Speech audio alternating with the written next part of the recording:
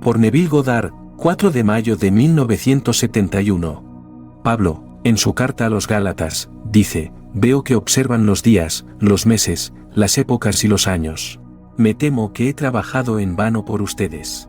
Ahora bien, aquí estamos, en esta semana ajetreada observando estos diferentes días, y esta es la época, y naturalmente es el año. ¿Qué le dio Pablo al mundo? Lo que le dio al mundo es esto, que el Espíritu de Dios y la imaginación humana son uno. Dijo: no recibimos el Espíritu del mundo, sino el Espíritu que proviene de Dios, para que comprendamos los dones que Dios nos ha otorgado. Aquí está el uno que se convirtió en lo múltiple, para que lo múltiple se convierta en el uno, pues uno debe ser todo y comprender en sí mismo todas las cosas, tanto pequeñas como grandes. Blake, de Los Cuatro Zoas. Todo en el mundo, todo lo que contemplo, aunque parezca externo, está dentro, en mi imaginación, de la cual este mundo mortal es solo una sombra. Blake, de Jerusalén. Así, se nos dice: si yo soy elevado, elevaré a todos los hombres y los atraeré hacia mí. Ahora se nos dice que Él es elevado, por lo tanto, todos los hombres ya están redimidos. Pero tienen que experimentarlo en su interior. Ya están redimidos, pero en este mundo mortal, esto debe repetirse ahora, diría yo, dentro del individuo, pues debe contener y experimentar todo dentro de sí mismo. Solo hay Dios en este mundo. Dios solo actúa y está en los seres existentes, o en los hombres. Blake, de El matrimonio del cielo y el infierno. Ahora permítanme compartirles una historia que me contaron el viernes pasado por la noche. El esposo de esta señora se llama Ray. Cuando digo Ray, me refiero a su esposo. Ella dijo: el año pasado, Ray me dijo, va a costar $1000 poner un techo nuevo. Necesitamos el techo, pero costará $1000. No dijo que no pudieran permitírselo, sino, vi el techo nuevo. En ese mismo instante, vi el techo nuevo. Luego añadió: estaba trabajando en mi máquina de coser, es vieja, pero funcionaba bien. Cumplía su función, pero me gustaría una nueva, dijo, así que imaginé una nueva. Aquí está la vieja, pero imaginé una nueva. Luego, guardando mi grabadora, pensé: qué pesada es. Quisiera una nueva y ligera. Guardé la vieja, la pesada, pero pensé que me gustaría una nueva que fuera ligera. Así que guardé la nueva, que era ligera. Luego dijo: Ray me dijo, me duelen los zapatos nuevos. Se los acababa de comprar y le dolían. Bueno, quería que tuviera zapatos que no le dolieran. Lo imaginé. Todo esto fue el año pasado. Luego llegó el cambio de año y sufrimos un robo. No se robaron el techo, pero se llevaron los demás objetos muebles, y la semana pasada la compañía de seguros me pagó $2050 y tantos. Ahora tengo mi bonita máquina de coser nueva. Tengo mi grabadora, bonita y ligera. Los zapatos de Ray no le duelen. Y hay dinero para el techo, y sobra muchísimo. Ahora bien, ¿quién instigó el robo? El viernes, si asisten al servicio, escucharán las 7 palabras en la cruz, 3 de Lucas, 3 de Juan y 1 de Mateo y Marcos. Es la misma de Mateo y Marcos, que es la cuarta: Dios mío, ¿por qué me has abandonado? Esa es la que se toma de estos dos evangelios. Pero la primera que se usa en la cruz es de Lucas: Padre, perdónalos, porque no saben lo que hacen. Todo se mueve bajo compulsión. Nadie ve la causalidad invisible. Nadie ve el acto imaginario invisible que presiona a todo aquel que se inclina en cierta dirección para realizar el acto necesario para producir el acto imaginario que es completamente invisible para el mundo. Aquí, todo efecto natural tiene una causa espiritual, y no una natural. Una causa natural solo parece. Es una ilusión de la memoria vegetal y evanescente. Blake, de Milton. Ahora, en su carta, me dijo: recuerdo estas cosas. Fueron todas el año pasado, pero las recuerdo. En su caso, tiene la suerte de poder recordar cuando Ray le dijo: costará $1000 poner el techo nuevo, y vi el techo nuevo, aunque en ese momento pensó que no podía permitirse uno nuevo. Cuando usé mi máquina de coser, era adecuada, era buena, cumplía su función, pero me gustaría una nueva, y vi una nueva.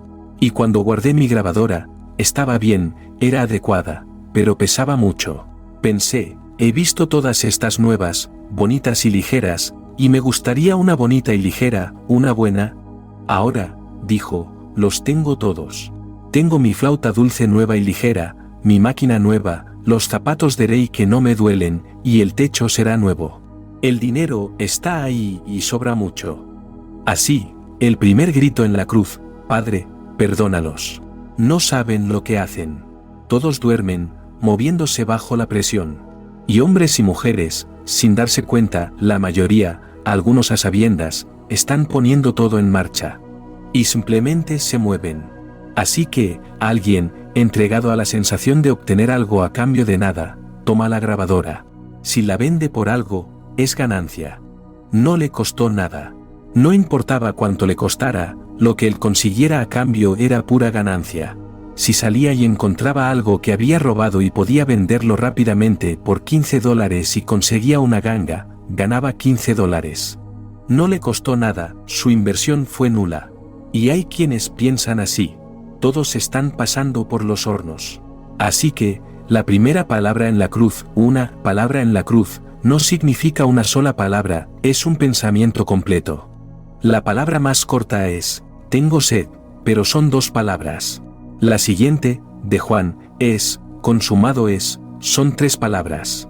De acuerdo, sigue siendo una sola palabra cuando se consideran las 7. Así, la primera palabra es de Lucas: Padre, perdónalos. No saben lo que hacen. Luego viene la segunda de Lucas, luego la primera de Juan, luego Mateo y Marcos, luego 2 de Juan, y finalmente Lucas la completa: Padre, en tus manos encomiendo mi espíritu. Este pequeño signo de puntuación se ha manipulado en la segunda palabra de la cruz, que es de Lucas. Y el ladrón se vuelve hacia él y le pide misericordia, y él dice: te digo que hoy estarás conmigo en el paraíso. Bueno, puedes cambiar la puntuación y poner la coma después de hoy, pero no, déjalo como está: te digo que hoy estarás conmigo en el paraíso. Esto es, ahora, la resurrección. Y yo, cuando sea elevado, atraeré a todos hacia mí, pues todo está en mi maravillosa imaginación humana, y yo soy todo imaginación. Así que, cuando soy elevado, los atraigo a todos. En ese preciso instante, los atraigo a todos conmigo. Pero individualmente deben tener la experiencia que yo tuve, pero ya están redimidos porque los llevé conmigo. Porque, todo existe en la imaginación humana, y quien resucita, pero no puede resucitar y dejar atrás algo de sí mismo, así, el mundo entero resucita con él. Les digo por experiencia que el coro celestial canta cuando esto sucede. Cantan la caída en división y la resurrección en unidad. La cantan, y luego la regeneración mediante la resurrección de entre los muertos. De hecho, la cantan, y las palabras, consumado es, las oí, pero no las canté. Las cantó el coro celestial. Cuando pasé y todos fueron perfeccionados porque yo era perfecto, y al final, el coro cantó, consumado es, esa fue la sexta palabra en la cruz. Y la última es cuando se quita esta vestidura, y es el Salmo 31, versículo 5, en tus manos encomiendo mi espíritu. Completa el versículo, me has redimido, oh Señor, Dios fiel. Esa fue la promesa del principio, caería en división y me fragmentaría, habitando en todo, para que nada en este mundo pudiera separarse de mí, porque, ¿cómo podría yo separarme de algo en lo que voy a influir? Porque, todas las cosas por una ley divina. En el ser del otro nos mezclamos. Sé ley. Si no te estoy penetrando ahora, no podría verte. No podrías oírme si no te penetrara y tú me penetraras. Así que, todas las cosas por una ley divina. En el ser del otro nos mezclamos. Así, cuando soy elevado, llevo conmigo todo mi universo, mi vasto mundo, sabiendo que todos los que ahora están destrozados en ese mundo tendrán una repetición de la misma experiencia. Porque el uno cayó en la división y luego resucitó en la unidad, reuniendo a todos de nuevo en el uno.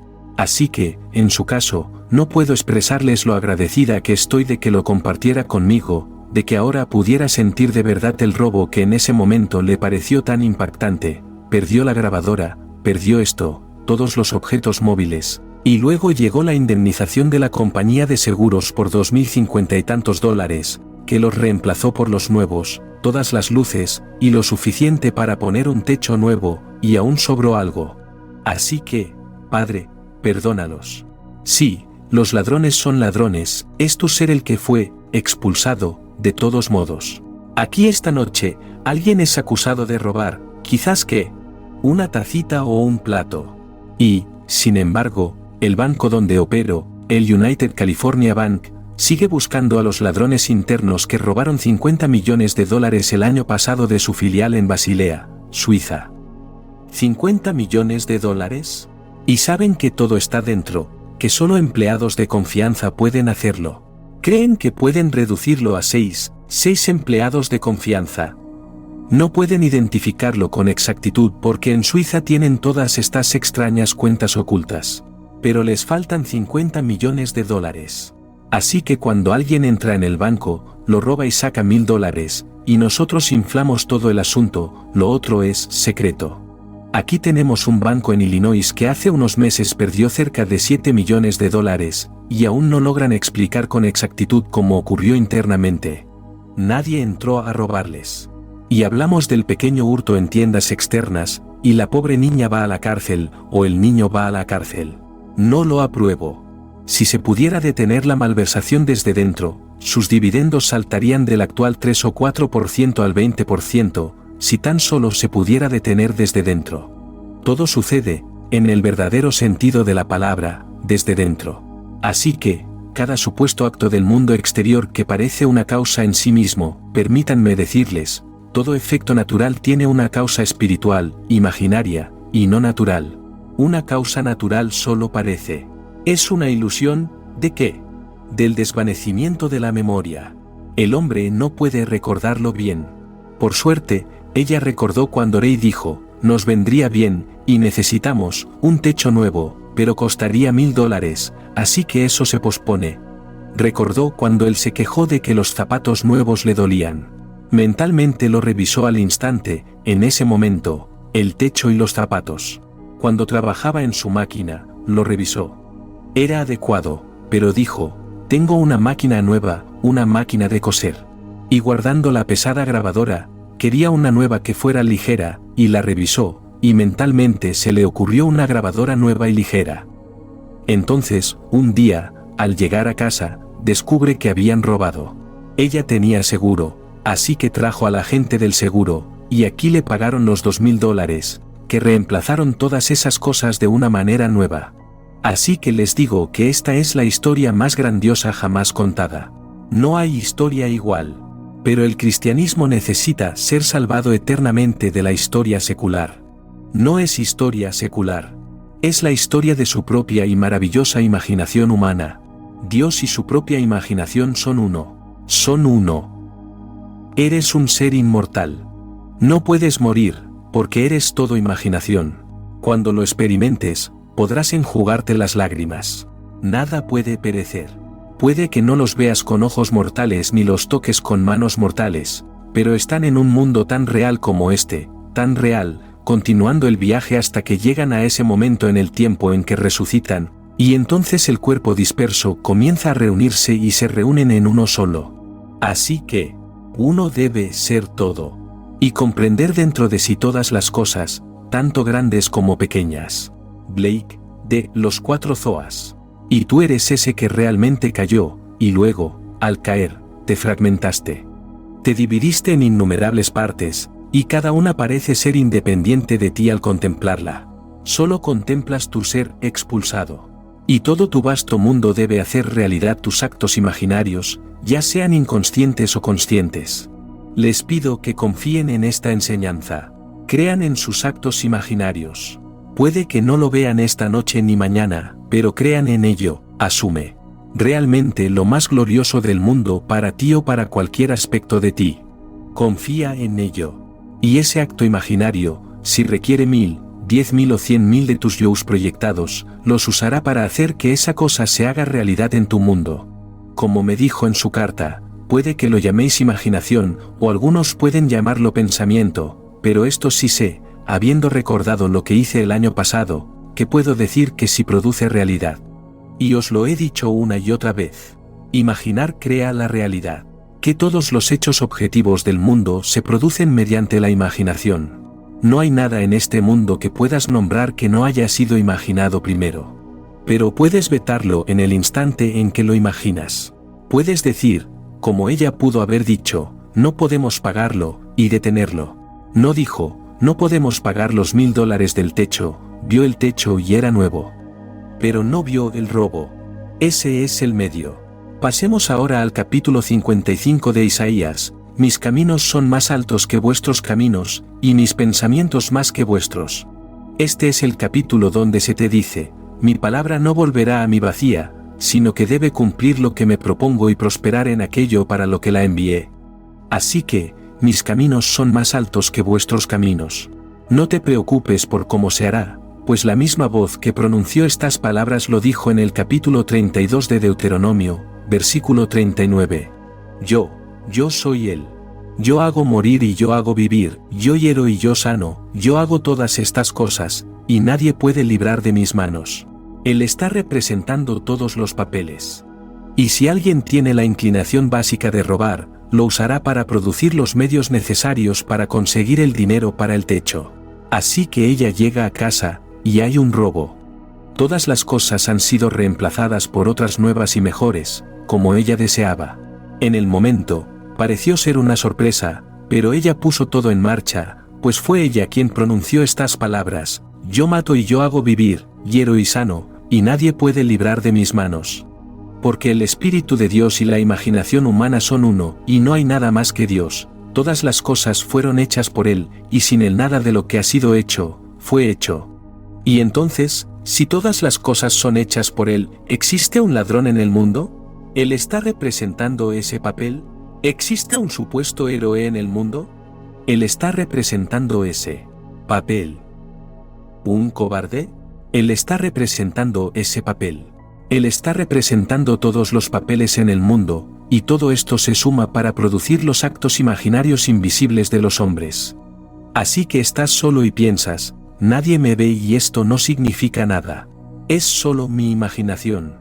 Y continúas con tu hermoso acto imaginario. Y así, eso es todo, sin saber que en realidad estás produciendo los efectos del mañana en este mundo. Y cuando llega al mundo, ese efecto natural tiene como causa un acto imaginario invisible, no una causa natural. Una causa natural solo parece, es una ilusión. ¿Una ilusión de qué? De tu memoria que se desvanece. No recuerdas cuando lo hiciste. Así que, cuando te enfrentas a tu propia cosecha, no puedes creerlo del todo. No puedes recordar cuando hiciste algo que realmente pudiera ser así. No me robé a mí mismo. Nunca pensé ni por un instante en robar para conseguir el dinero. No, pero sí lo vi todo. Y hay ladrones en el mundo, por todas partes, y a todos los engaña Dios. No hay nada más que Dios. Dios solo actúa y existe en los seres existentes, o en los hombres. Blake, de El matrimonio del cielo y el infierno. Ahora, permítanme encontrar a ese actor, porque Dios solo actúa, y está en todos los seres existentes, o en los hombres. Bueno, soy un hombre. Tengo que encontrar a ese actor, pues lo que veo reflejado en el espejo al afeitarme por la mañana es una máscara. Eso es la personalidad.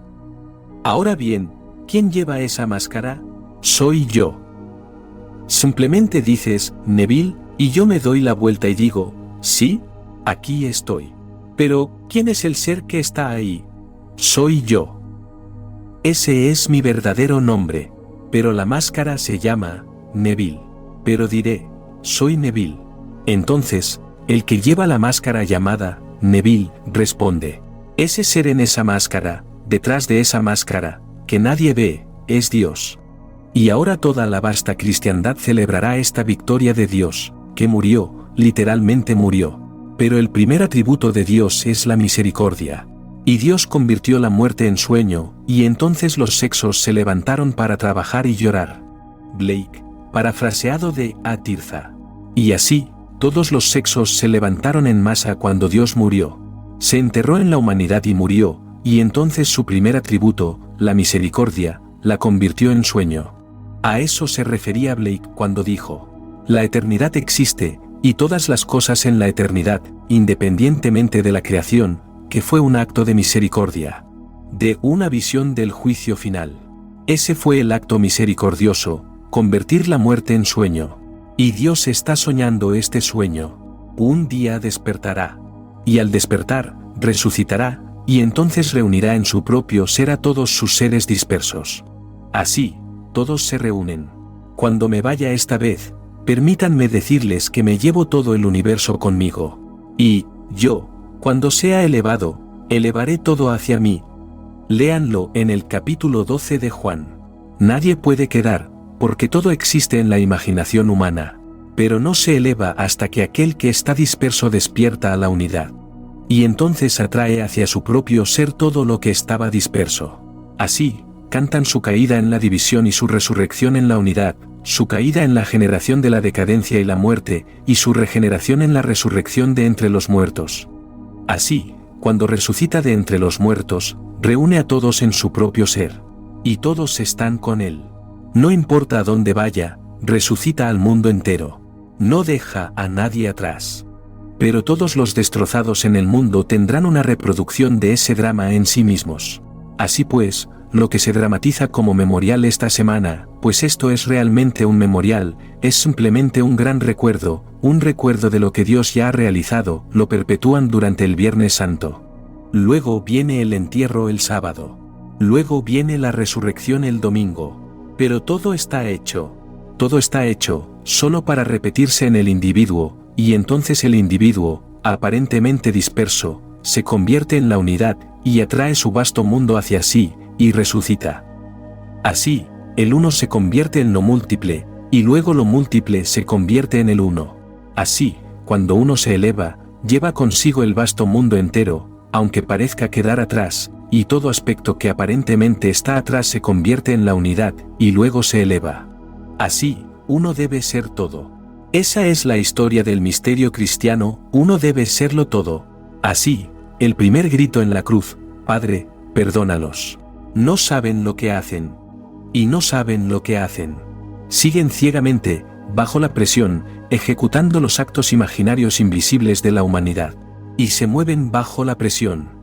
Conté la historia y una señora me criticó duramente por ello una noche en una cena cuando Fred Bailes, quien ya no está en este mundo, dio una fiesta en el Hotel Ambassador. Y le había contado esta historia unas 2 semanas antes a una de sus grandes, diría yo, colaboradoras, que siempre venía y firmaba un cheque enorme al final del año o del mes para que siguiera adelante. Y ella se mostró muy crítica esa noche. No me sentí nada bien esa noche. Y me dijo, ¿sabe? No entiendo cómo pudo subir al estrado ante un público de 2.600 personas, 1.000 que no pudieron entrar, estaban todas abarrotadas en el Fox Wilshire, y contar lo que contó de su esposa. Esta era mi primera esposa. Conté una historia sencilla para explicar que todo en este mundo debe ser perdonado, sea lo que sea. Cuando conocí a la chica que ahora lleva mi nombre y que es la madre de mi hija, la primera vez que la vi, supe que iba a ser mi esposa. Ella no lo sabía, pero yo sí. Me dije, ella no lo sabe, pero va a ser mi esposa. Zarpamos hacia Barbados 6 meses después, y ella conoció a mi madre y a mi familia, los conoció a todos. Todos la querían. Eso fue en 1936. En Nueva York, debido a la ley arcaica que ya no existe, no se podía divorciar a menos que la mujer estuviera demente durante 7 años o por adulterio, y punto. Las iglesias cristianas ortodoxas lo habían tergiversado todo, haciendo la vida miserable y convirtiendo todo en una carga para todos. Cuando la conocí, tenía una historia muy compleja. Y aquí estamos, Nueva York, la ciudad más arcaica del mundo en cuanto a leyes similares. Me acosté y dormí como si estuviera felizmente casado con la chica que ahora lleva mi nombre. No experimenté ninguna emoción física con ella, solo que ella dormía allí, y yo aquí, y era maravilloso. Lo hice durante una semana entera. Entonces, una mañana, recibí una llamada del tribunal, diciéndome que debía acudir a este tribunal federal el martes por la mañana. Bueno, estaba aturdido, era temprano, y en aquellos tiempos no me levantaba tan temprano como ahora. Así que simplemente dije, de acuerdo, y colgué. Bueno, el martes por la mañana, cuando debía estar allí, no hice ningún esfuerzo por ir. Y sobre las 9:30 sonó el teléfono. Era el juzgado, y me dijeron, se supone que debes estar aquí en el juzgado esta mañana. Nos reunimos a las 10:00. Y dije, ¿por qué carajos se supone que debería estar en el tribunal? Dijeron, bueno, resulta que arrestaron a su esposa y pensamos que tal vez podría aclarar el motivo de su arresto. Por eso le pedimos que venga. Bueno, no me afeitaron. Simplemente me puse algo de ropa y me fui en taxi al juzgado. Llegué justo cuando la traían. Un hombre le susurró al oído, había 3 jueces, a uno de ellos que yo estaba entre el público. El juez me pidió que subiera al estrado. No tiene que decir palabrotas, pero ¿podría subir al estrado y aclarar un poco el comportamiento de su esposa? Me dice que llevan casi 14 años separados. Dije, sí. ¿Es una razón religiosa el que os habéis separado? Dije, no, en absoluto. Supimos que estábamos equivocados desde el primer día que nos casamos. Supimos de inmediato que era un completo fracaso. Luego leyó el caso. La arrestaron por hurto. Fueron a su casa y encontraron otras cosas. Él dijo, ¿qué puedes decir sobre esto? Dije, en mi opinión, no creo que sea una ladrona de tiendas. Simplemente se mudó por obligación. Tengan en cuenta su edad. Es 8 años mayor que yo y está pasando por un momento emocional. Y sean indulgentes. Tenemos un hijo que vive conmigo y no quiero que le pase nada a su madre que afecte su vida. Es un niño maravilloso. Está bajo mi cuidado por ley. Vive en mi casa, conmigo, y no quiero que le pase nada que afecte a mi hijo. El juez dijo, sabe, en todos mis años en el tribunal, no he escuchado ninguna petición de alguien que tenga todas las razones del mundo para comprometerla, porque eso en cualquier otro estado sería suficiente para un divorcio, y sin embargo, él aboga por ella. La sentenció a 6 meses y luego, tras mi petición, la suspendió. Me recibió afuera y me dijo, Neville, eso fue muy decente. Dame mis papeles. Sabía que la buscaba. Mi pareja de baile le había dicho que la buscaba para entregar los papeles, por lo tanto, que se fuera de Nueva York. Así que lo hizo. Pero ella tenía que cometer el acto, y tuvieron que llamarme para pedirme que lo aclarara. ¿Cómo podía condenarla? ¿Quién fue la verdadera causa de su robo? ¿Yo? Dormí como si estuviera felizmente casado con la chica que ahora lleva mi nombre, y tenía que conseguir las pruebas. Tenía que encontrar algún motivo para interponer la demanda. Y aquí, mi esposa me dio los papeles. Dije, no tengo los papeles conmigo. Ella dijo, estoy conduciendo a tu casa ahora mismo y puedes darme los papeles. Es ilegal entregar los documentos uno mismo, pero ella llegó al hotel donde me alojaba. Fui a mi habitación, bajé al vestíbulo y le entregué los documentos. Yo mismo hice la entrega. Eso sí que es ilegal. Luego me divorcié en la ciudad de Nueva York y pude casarme con la chica que ahora lleva mi nombre. Cuando dije eso, lo dije solo para que la gente recordara esa palabra, la primera palabra en la cruz, Padre, perdónalos, porque no saben lo que hacen. Todos se mueven bajo presión, y la causa invisible está oculta al mundo. No saben quién está pisando el lagar. Y yo estaba pisando el lagar, para estar felizmente casado con una chica que entonces no estaba comprometida conmigo. No podía estar comprometido con ella en esas circunstancias. Y entonces mi esposa se comportó de tal manera que me resultó natural y real hacer lo que hice. ¿Cómo podía culparla? Así, la primera palabra en la cruz, Padre, perdónalos. No saben lo que hacen, tienen que hacer lo que hacen. Tuve que caer en la división y fragmentar mi ser en las innumerables partes llamadas humanidad, y luego resurgir en la unidad, reunir a todos mis miembros dispersos y resucitar como Dios mismo. Esa es la historia. Es Dios quien cayó, y Dios quien resucita. Así que, sé por experiencia propia que nada muere. Quienes no han tenido la experiencia aquí, bien, son restaurados en un mundo terrenal como este, y continúan su viaje hasta el momento en que resucitan. Y la resurrección es la resurrección a la unidad. Y el mundo exteriorizado, el vasto universo entero, al ser expulsado, se reúne entonces y asciende. Y yo, cuando sea elevado de la tierra, atraeré a todos hacia mí. ¿Lo ven? Este es el misterio del que hablamos aquí noche tras noche. No eres una cosita insignificante que simplemente se ha expulsado. Eres el todo. Uno debe ser todo. Y llegará el día en que descubrirás que realmente eres el todo. Así que, ninguna persona en el universo podría estar fuera de ti cuando resucites, porque al ser resucitado, resucitas a todos contigo. Y cada uno tendrá la experiencia de ser resucitado, y todos eventualmente serán el único. Y en ese día, serán uno, su nombre uno, como se nos dice en Zacarías. Pero Blake lo describe hermosamente en su Sueño de 9 noches, llamado Vaya o los 4 Zoas. Y luego cuenta la historia de la división, y cuando todos se reúnen, este hombre al que llaman Jesús, y ellos en él y él en ellos, viven en perfecta armonía en el Edén, la tierra de la vida. Bueno, tú eres el Señor Jesucristo, cuya resurrección celebrarán este próximo domingo. Si se lo dices a los sacerdotes, te abofetearán, o se lo dirán a cualquier ministro, porque están profundamente dormidos. No saben quién es el Señor Jesucristo. Les digo que el Señor Jesucristo está sepultado en ustedes, y es su propia y maravillosa imaginación humana. Ese es el Señor Jesucristo. Y cuando Él resucite en ustedes, ustedes resucitarán a todo el universo dentro de ustedes. Esa es la historia. Así que quiero agradecer a mi amiga por compartir su experiencia conmigo y por ser lo suficientemente grande para recordar. Si el hombre pudiera recordar sus actos imaginarios, recordó cuando el techo necesitaba reparaciones o uno nuevo, y el costo era excesivamente alto para ellos en ese momento. Recordó a su esposo quejándose del dolor que le causaban los zapatos nuevos, del peso de la grabadora, y luego trabajando en la máquina de coser, y era adecuada, estaba bien, pero ella quería una nueva. Y luego surgió de la nada un robo y se llevó todos estos objetos móviles, y luego llegó el seguro que envió el cheque por $2,000 que reemplazó todos los objetos móviles y pagó el techo nuevo con mucho más. Así que, de hecho, puede decir, perdónalos, padre, a quienes se la robaron. ¿Acaso no le hicieron un favor? Y, sin embargo, son ladrones ante sus propios ojos, y ladrones ante la sociedad, y lo son. ¿Sabes quién los obligó a hacer lo que hicieron? ¿Dios? ¿Y sabes quién los obligó a hacer lo que hicieron?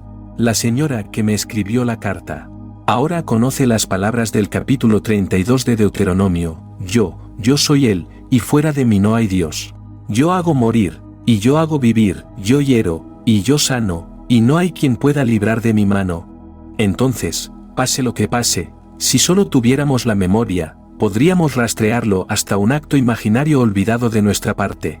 Recuerda darle like a este vídeo.